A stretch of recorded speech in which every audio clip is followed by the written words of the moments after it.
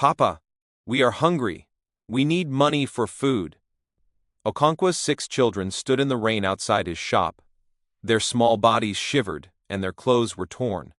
They asked their father for just 200 naira to buy bread. Inside, Okonqua sat counting his money, 847,000 naira he had saved over 20 years.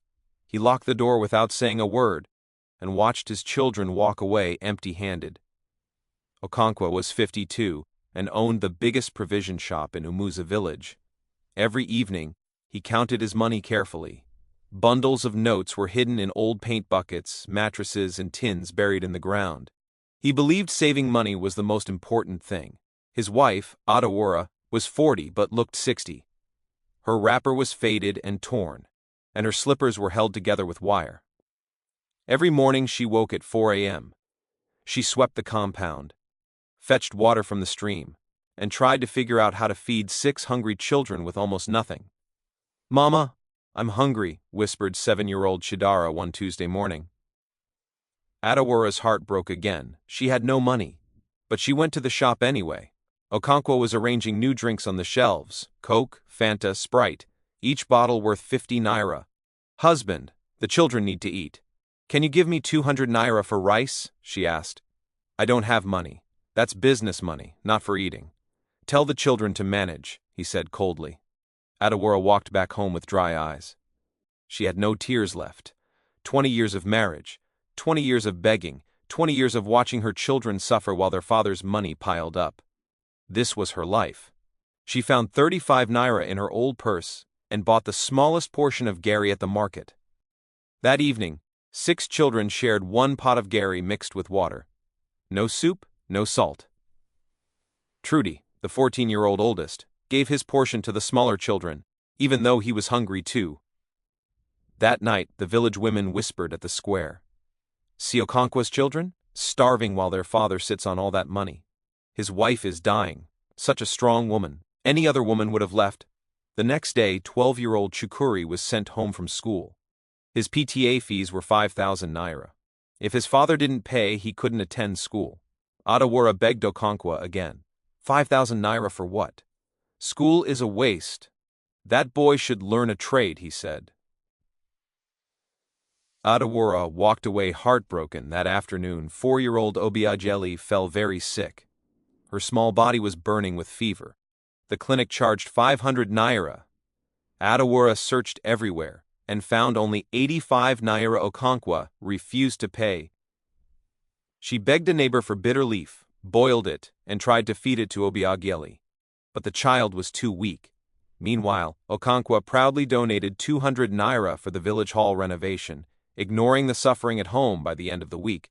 Chukuri stayed home from school, Trudy skipped meals, and Obiageli grew weaker. The children were starving while Okonqua slept peacefully, counting his money. Obiageli's fever kept getting worse. By Sunday morning, the family had to go to church, but she could barely walk. Her small body trembled, and her lips were dry and cracked. "Mama, I can't go to church. I'm too tired," she whispered. Fear gripped Adawara's heart. "We must go. We'll pray for you. God will heal you," she said, gently lifting her daughter into her arms. At church, Obiageli sat limp on her mother's lap. Halfway through the service, she went completely unconscious. "Obiageli! Obiageli!" Adawara screamed. The church erupted in chaos. People ran for water. The pastor shouted for someone to take her to the hospital. Okonqua sat frozen. His youngest daughter, his baby, could die, and it was all because of his refusal to spend money. The villagers quickly organized help. Mr. Ease, the village teacher, ran to get his car. They rushed Obiageli 20 kilometers to the general hospital. The doctor examined her and shook his head. "Severe malaria complicated by malnutrition," he said. "This child is very weak. How long has she been sick?" Adawara sobbed. 3 days. The words hit Okonqua like a blow. 3 days, and now she might die because of his stubbornness and greed. The doctor said the treatment and admission would cost 15,000 naira. Okonqua reached for his pockets but stopped. 15,000 naira? That's too much. My savings. Before he could say more, Mr. Ez stepped forward. "I will pay." "Save the child first." The teacher, who earned only 35,000 naira per month and had 4 children of his own, handed over the money. Obiageli was admitted, put on drips, given medicine and food. Within hours, her eyes opened. "Papa," she whispered, seeing Okonqua. He looked at her tiny, fragile body, realizing for the first time what his greed had done. He saw his children's hollow cheeks, Trudy's torn school uniform, Chukuri missing school, all because he had counted his money instead of caring for them. That night, Okonqua could not sleep. For the first time in 20 years, he truly saw.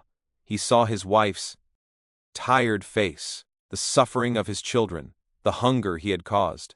The next morning, he did something he had never done before. He did not open his shop. Instead, he went to every hiding place where he had kept his 847,000 naira. He gathered it all and brought it home, spreading it out on the table. Adewara stared in shock. "Is this all your money?" "Yes," Okonqua said, his voice breaking. 20 years of saving, while our children starved, while you suffered, while Obiageli almost died. I was blind. I almost destroyed our future trying to save for it. Today, we will buy food, real food. Meat, rice, everything. For the first time in their marriage, the family went shopping together. Bags of rice, beans, yam, tomatoes, onions, cooking oil, and plenty of meat. The children's eyes went wide.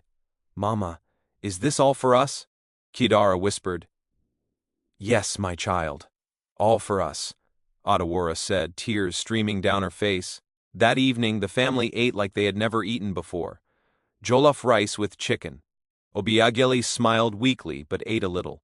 Trudy and Chukuri laughed while eating their first full meal in years. The house was filled with the sound of joy, hope, and love. A sound long forgotten. Okonqua gathered all his 20 years of savings, 847,000 naira, and brought it home. Adewara's eyes widened in shock. She had never seen so much money. Her hands trembled as she touched the notes, realizing how much they had suffered while her husband hoarded wealth. "This is what I have been saving all these years," Okonqua said, his voice breaking. "While our children starved, while you suffered, while Obi almost died, I was blind. I thought I was protecting our future, but I almost destroyed. Yet for the first time, Adewara saw true regret in her husband's eyes. Okonqua picked up 50,000 naira. "Today, we buy food. Real food. Meat, rice, beans, everything. No more water in Gary, no more hungry nights." The family went to the market together. Adewara walked beside him, still in disbelief. They filled their baskets with fresh vegetables, rice, meat, yam, cooking oil, tomatoes, onions, and even sweets for the children. The children's eyes sparkled. Chidara whispered, "Mama, is all this for us?" "Yes, my child." "All for us," Adewara replied, tears rolling down her cheeks.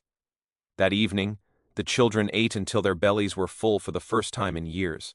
Laughter and joy returned to the house. Even little Obiageli, who had been so sick, smiled and played. The house that had been silent and tense for so long was now filled with warmth and happiness.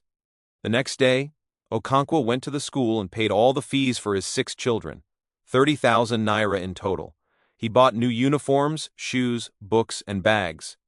Trudy, seeing his new uniform, looked like a completely different child. His brilliance and potential could now shine without being blocked by poverty. Okonqua also went to the tailor with Adewara. He ordered 6 new wrappers, the finest materials, slippers, and head ties. The tailor could hardly believe it. Adewara wept quietly in the shop. 20 years of suffering, sacrifice, and quiet endurance, all finally acknowledged. That week, Okonqua returned 25,000 naira to Mr. A, the teacher, who had saved Obiageli's life when Okonqua had refused to pay for her hospital treatment. "Please accept this," Okonqua said. "I want to repair the damage I've done." The Cher tried to refuse, but Okonqua insisted. It was his first act of humility, admitting that money is meaningless without compassion. That Friday evening, Okonqua called a family meeting. His 6 children sat before him, their bellies full, wearing new clothes, their eyes bright and happy. "I was a bad father," he said simply. "I chose money over you. I was selfish, foolish, and blind. I almost destroyed our family. Can you forgive me?" One by one the children hugged him. "Papa, we forgive you," Chukuri spoke first. Tears rolled down Okonqua's face as he held them tightly. For the first time, he truly felt the meaning of family.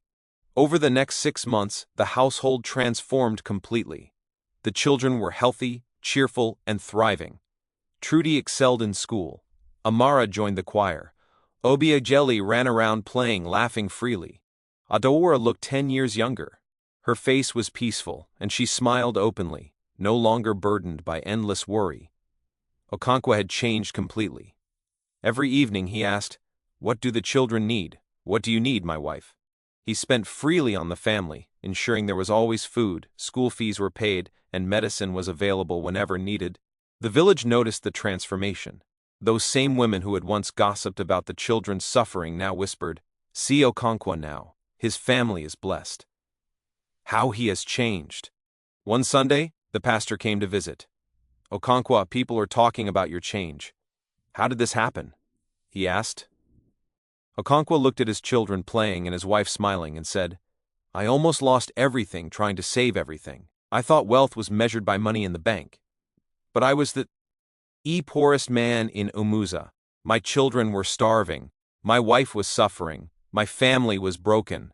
Money cannot buy back lost time, lost health, or lost childhood. True wealth is not what you keep. It is what you give to your family, your loved ones. The richest person is the one whose family is happy, loved, and cared for.